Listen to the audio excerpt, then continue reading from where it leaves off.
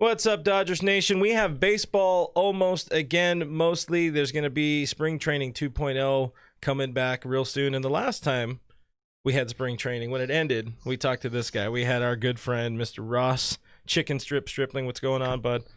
What's up, man? Always good to be back. This is what, fourth or fifth time on, I think. I think this is times. number 4, something like that. Yeah. Mm-hmm. You know, we've been at your store or at your spot yelling at you live, so I think that's a good balance. 4 here, 1 yelling at you from the crowd. Yeah, yelling out my batting average. I appreciate that. Yeah, we're still going to talk about that, by the way. Perpetually. I was giving Cooper crap. It's like, what, you couldn't say my name to Trevor Bauer? Thanks, bud. Anyway, man, how stoked are you to be finally getting back to work? Yeah, so excited. Gosh, I remember when all this went down in the middle of March. At first, they were saying like a couple weeks and then we'll reevaluate. And here we are 3 months later, finally with something on the books talking about baseball late July. So, everyone's used to being, almost 80 games into a season right now, so a lot of adrenaline and competitive energy that guys are waiting to unleash on each other. So it'll be fun.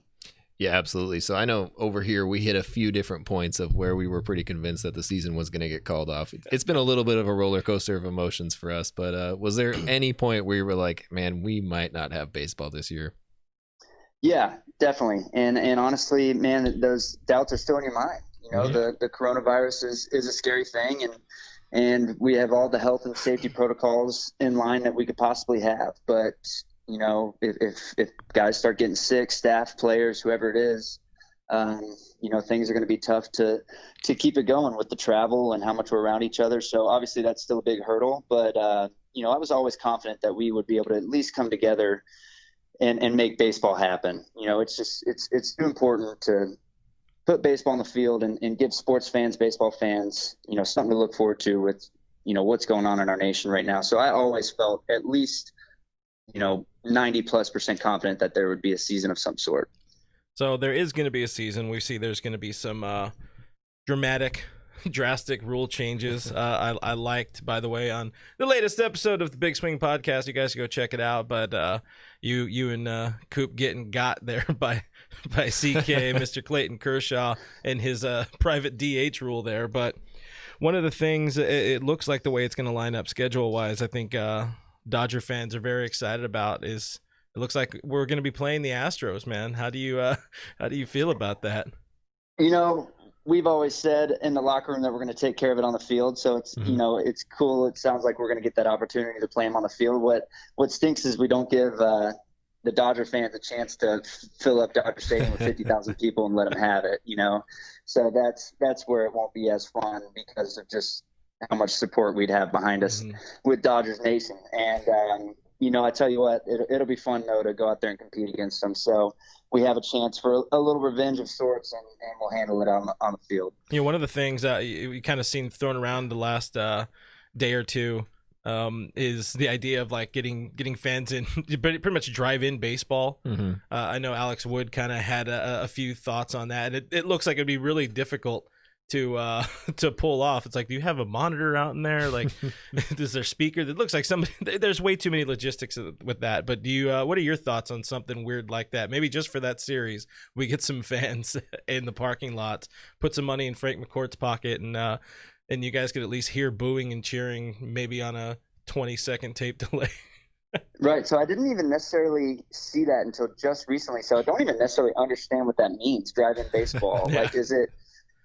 I'm thinking of like where they would be able to pull up cars to like the top level and like look down over Dodger Stadium, but obviously that's basically impossible. So I don't even know what drive-in baseball looks like.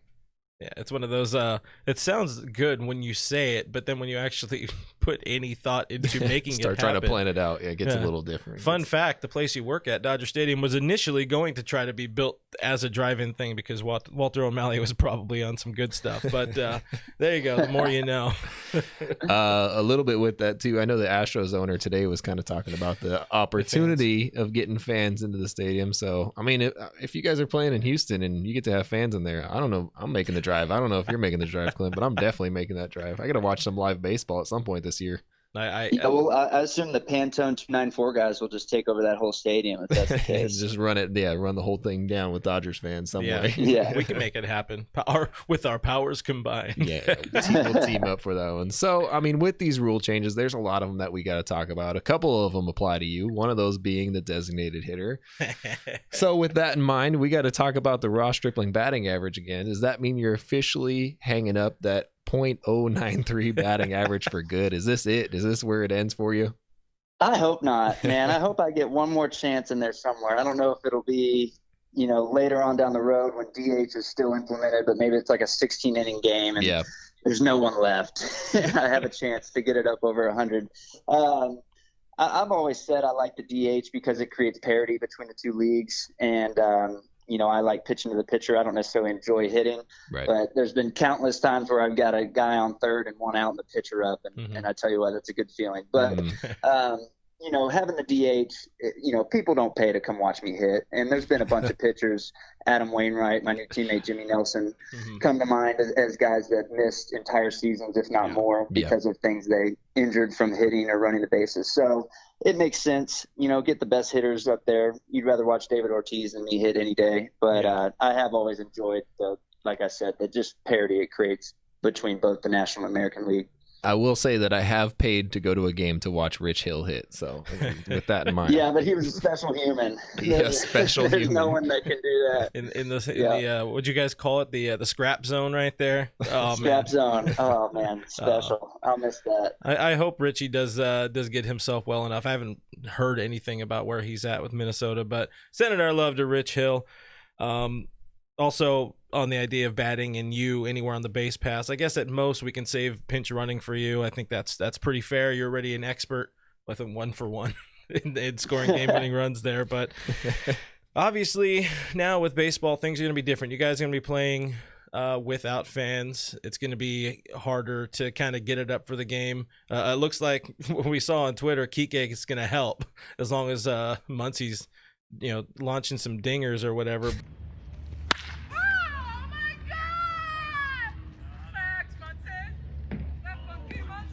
But Brook and I were kind of talking about this a little bit. What do you think about the idea that baseball might just accidentally reintroduce those juiced balls for this 60-game season and, just to get the fans into it?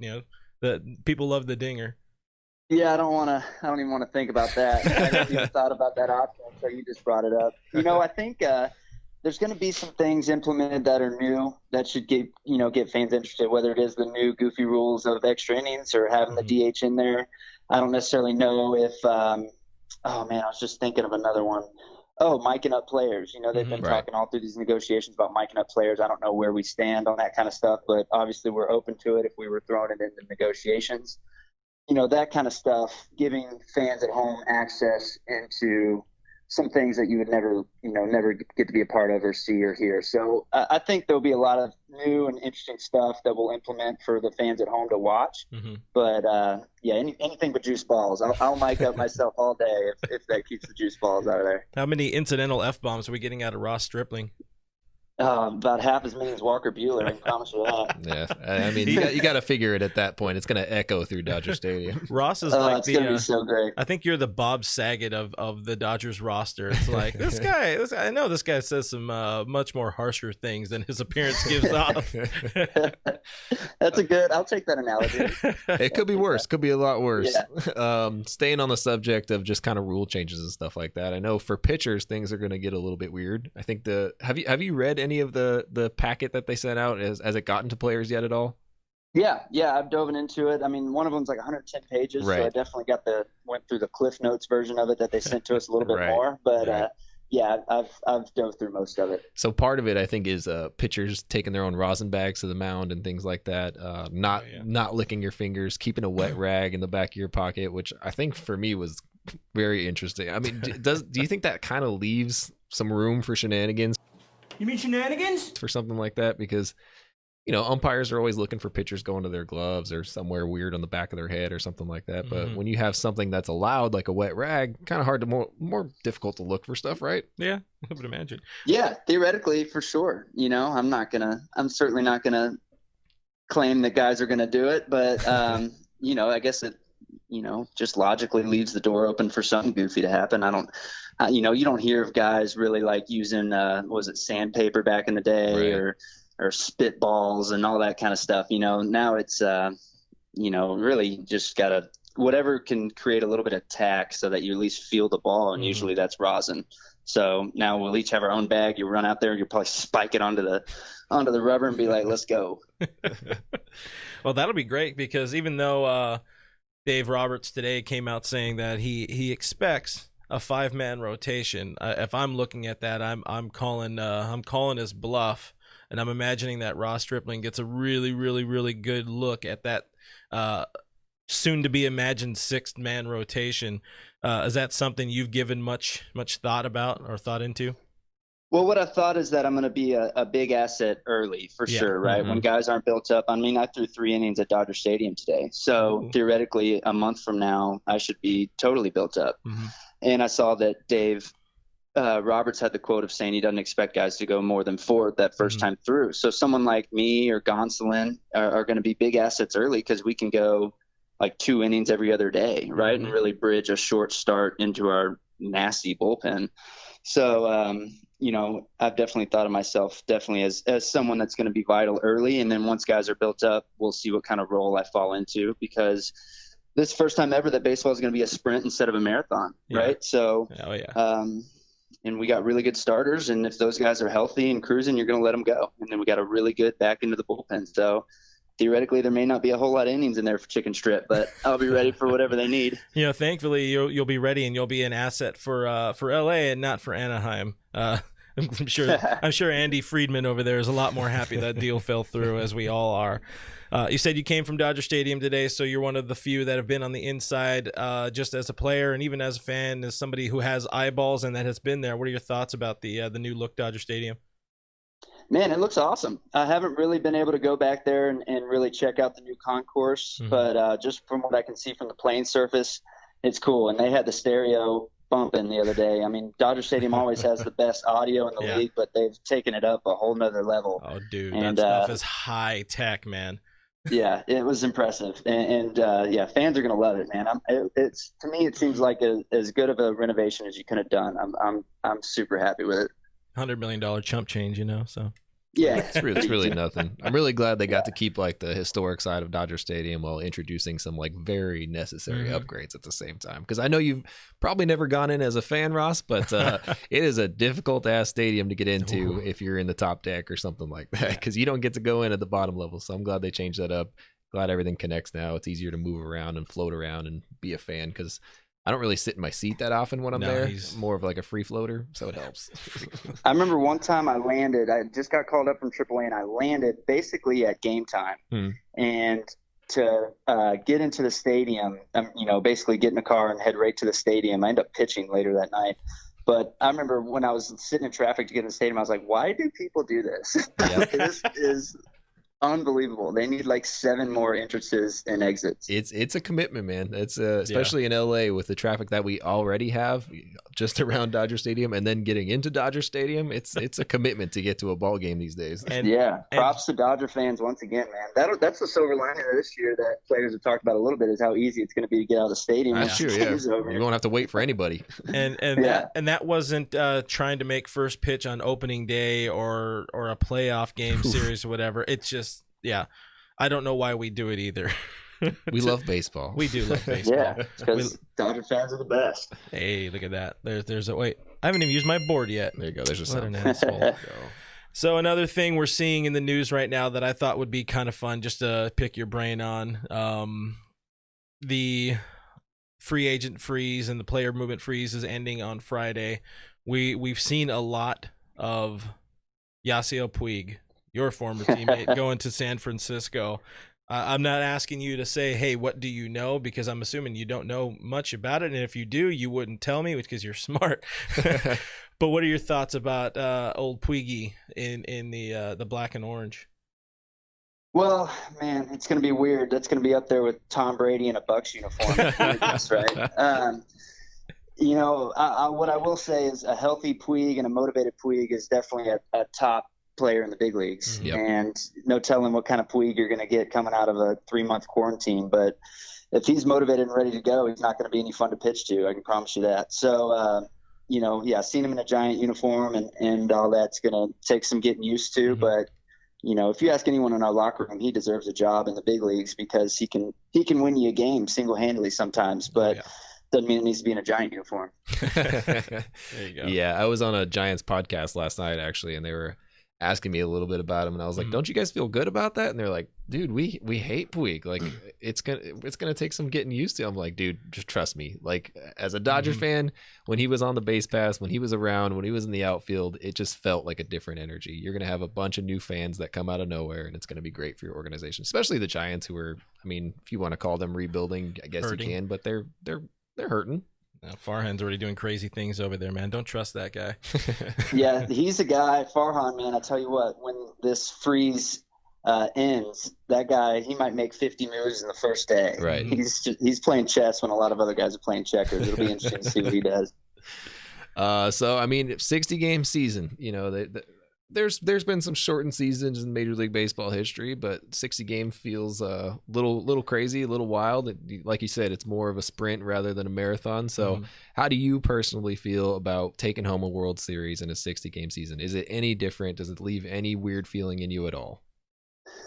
Well, I think that if and when we go win the World Series, we'll be super proud of it. Yep. It's a strange year. There's so much that goes into it.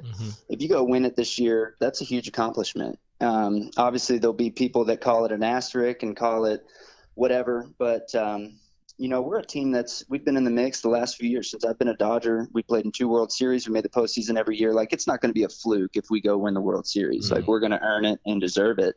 And no one in our locker room is going to feel bad about winning it.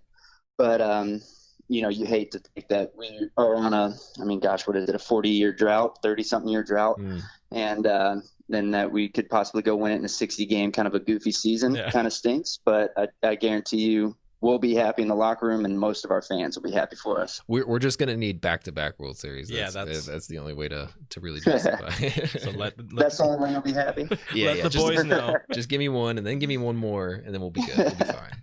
You act like that's a lot to ask here, Ross. Come on, man. We've been waiting. Right. You just said 33 years it is now, I think. So we're desperate. We're desperate, and hopefully it's over. Hopefully it's over Houston, because if there's no fans in the stands, you could hear the trash can a lot clearer. Look at that. I love giving myself a rim shot there. All right, bud. Well, we appreciate your time, man. I don't know. You got anything else, Brook? We have a Major League All-Star on the phone. Not questions wise, but definitely go listen to the Big Swing podcast. They just had the GOAT of GOATs on their podcast in Clayton Kershaw. 2-timer. Definitely worth a listen. So make sure you guys go check that out. Yes, as fellow podcasters with you guys, I'm glad we got something to talk about now. Yeah. Real life sports are happening. We survived arguably the toughest 3 months in media / podcasting history. So now we can get going again. If your podcast made it through that, it can make it through anything. Exactly. All right, man. We'll see you at the ballpark in about a week. Yeah, man. Can't wait. Y'all take care. Take it easy, thanks, bud. Ross. Bye.